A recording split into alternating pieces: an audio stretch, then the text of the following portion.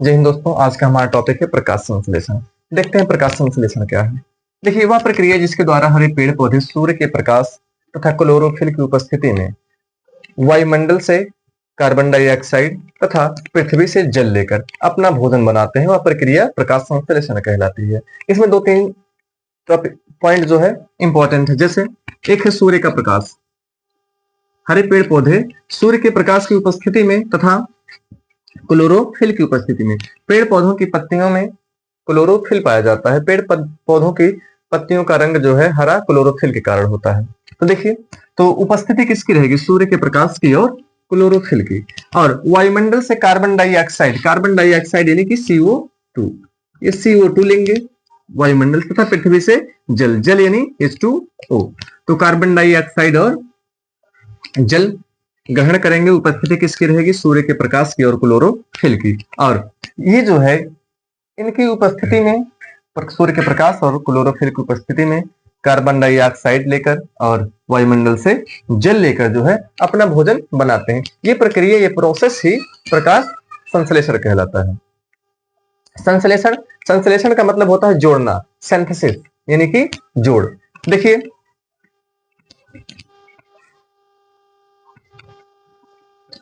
देखिए, तो उपस्थिति रहेगी सूर्य के प्रकाश और क्लोरोफिल की, और उन्हें मिलेगा क्या?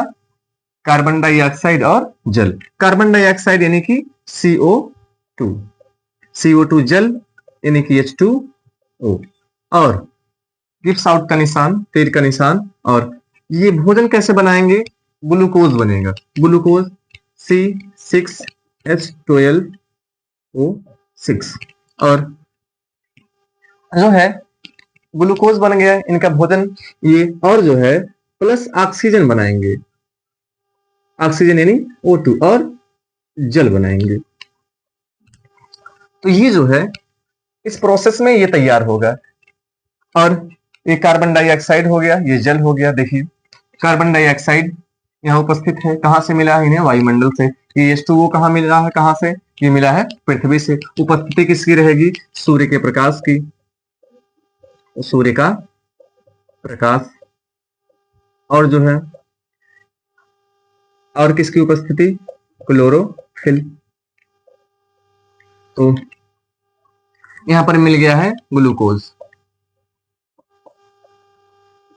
तो ये जो है अभी समीकरण संतुलित नहीं है।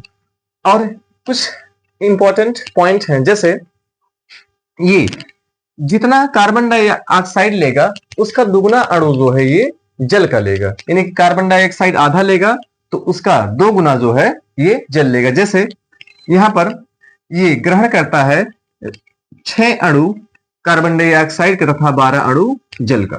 ठीक, तो तब जाकर बनता है ग्लूकोज बनेगा। और जितना जल पेड़ पौधे ग्रहण करते हैं उसका आधा जल एवापोरेशन कर देते हैं, वाष्पोत्सर्जन कर देते हैं, वाष्प के रूप में उनका उत्सर्जन हो जाता है। तो लिया है, जब 12 अणु जल का लिया है तो इसमें से आधा अणु जल यानी कि 6 अणु इसके जो है एवापोरेट हो जाएंगे, वाष्पोत्सर्जित हो जाएंगे। तो यहां पर हो जाएगा 6H2O। यहाँ 12 लिया तो 6 जो है वाष्पोत्सर्जित हो गया। और जो है जितना कार्बन डाइऑक्साइड पेड़ पौधे ग्रहण करते हैं उतना ही ऑक्सीजन बनाते हैं। अगर 6 अणु कार्बन डाइऑक्साइड लिया है तो 6 अणु ऑक्सीजन भी बनेगा। देखिए, जैसे 6CO2 है, 6 अणु कार्बन डाइऑक्साइड का, तो जितना कार्बन डाइऑक्साइड लिया है उतना ही ये हो जाएगा ऑक्सीजन। अब देखते हैं कि बैलेंस बराबर हुआ कि नहीं हुआ।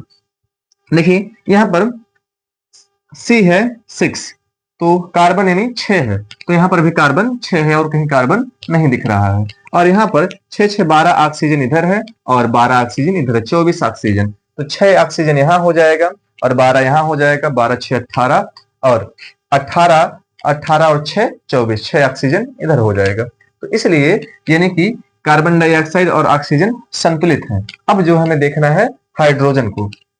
यहाँ पर 12 अणु हाइड्रोजन का इधर है और 2 A, तो 12 दूनी 24 अणु हो गया हाइड्रोजन का पूरा इस तरफ, और इस तरफ 12 A है और 6 6 12 ये है, यानी कि 24 अणु हाइड्रोजन का ये हो गया। तो इसका मतलब जो है संतुलित हो गया है ये आपका समीकरण।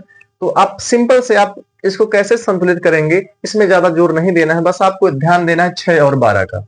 6 और 12 का अर्थ क्या है कि यदि जितना अणु जो है कार्बन डाइऑक्साइड का लिया जाएगा उसका दुगना जल लिया जाएगा, क्योंकि जो है जल की अधिक आवश्यकता है। तो 6 अणु कार्बन डाइऑक्साइड का ले रहा है पेड़, तो 12 अणु लेगा जल का, और जितना कार्बन डाइऑक्साइड लेगा उतना ही जल वो जो है उत्सर्जित कर देगा, यानी कि जल निकाल दिया जाएगा। और ये याद रखना है आपको, ग्लूकोज का C6H12O11, इसका सूत्र आपको याद रखना है, तभी ये ऊर्जा बनेगा ग्लूकोज के रूप में। और उपस्थिति रहेगी सूर्य के प्रकाश की और क्लोरोफिल की। तो ये ग्लूकोज बन गया। तो 6 अणु कार्बन डाइऑक्साइड लिया तो 6 अणु ऑक्सीजन बन गया। और जो है जितना जल लिया गया था उसका आधा जल वो अवशोषित कर लेगा पेड़, और आधा वाष्पोत्सर्जित कर लेगा। तो आधा जो है अपने यूज में ले लिया है और आधा जो है छोड़ दिया है। देखिए यहाँ पर, तो ये प्रक्रिया है प्रकाश संश्लेषण की। पेड़ पौधे अपने भोजन बनाने के लिए सूर्य के प्रकाश तथा क्लोरोफिल की उपस्थिति में वायुमंडल से कार्बन डाइऑक्साइड तथा जमीन से जल लेते हैं, और इस प्रकार जो है वो अपना भोजन बनाते हैं, या इस प्रकार से वे भोजन प्राप्त करते हैं। ये प्रक्रिया जो है प्रकाश संश्लेषण यानी कि फोटोसिंथेसिस कहलाती है। फोटो का अर्थ ही होता है प्रकाश, और सिंथेसिस का मतलब होता है संश्लेषण यानी जोड़ना। प्रकाश को जोड़कर ही पेड़ पौधे अपना भोजन बनाते हैं, तो यही प्रक्रिया जो है फोटोसिंथेसिस कहलाती है। तो और देखिए फोटोसिंथेसिस कितने चरण में हुआ है, देखते हैं। फोटोसिंथेसिस की 3 प्रक्रियाएं हुई हैं। जैसे देखिए 3 चरण क्या है। जैसे पहला चरण है क्लोरोफिल की उपस्थिति में जो है, या क्लोरोफिल से जो है प्रकाश का अवशोषण हुआ है। क्लोरोफिल की सहायता से जो है प्रकाश का अवशोषण हुआ है। तो नंबर 1 हो जाता है इधर, क्लोरोफिल द्वारा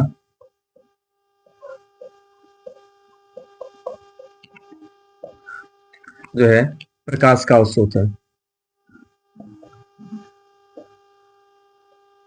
क्लोरोफिल द्वारा प्रकाश का अवशोषण। और जो दूसरा पॉइंट है, दूसरा पॉइंट हो जाता है कि प्रकाश ऊर्जा का रासायनिक ऊर्जा में परिवर्तन।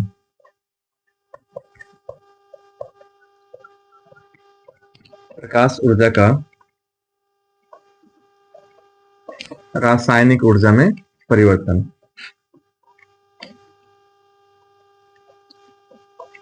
यहाँ पर प्रकाश ऊर्जा का रासायनिक ऊर्जा में परिवर्तन हो गया है। और तीसरा पॉइंट ये है कि रासायनिक ऊर्जा का उपयोग करके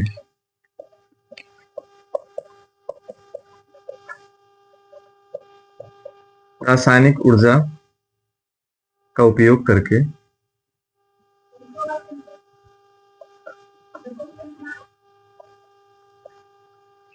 रासायनिक ऊर्जा का उपयोग करके जो है CO2 के अपचयन द्वारा, यानी कार्बन डाइऑक्साइड के अपचयन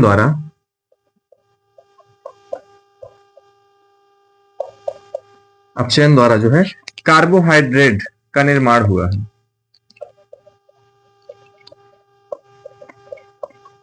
कार्बोहाइड्रेट का निर्माण। तो इस प्रकाश संश्लेषण की प्रक्रिया के 3 चरण हैं। नंबर 1 क्लोरोफिल द्वारा जो है प्रकाश का अवशोषण होगा, और प्रकाश ऊर्जा का नंबर 2 है प्रकाश ऊर्जा का रासायनिक ऊर्जा में परिवर्तन होगा, तथा नंबर 3 है उसी जो रासायनिक ऊर्जा में परिवर्तन होगा उस रासायनिक ऊर्जा का उपयोग करके CO2 को, ठीक, और CO2 का होगा अपचयन। CO2 के अपचयन द्वारा जो है कार्बोहाइड्रेट यानी कि एनर्जी या ऊर्जा का निर्माण होगा। यहाँ पर कार्बोहाइड्रेट है ग्लूकोज।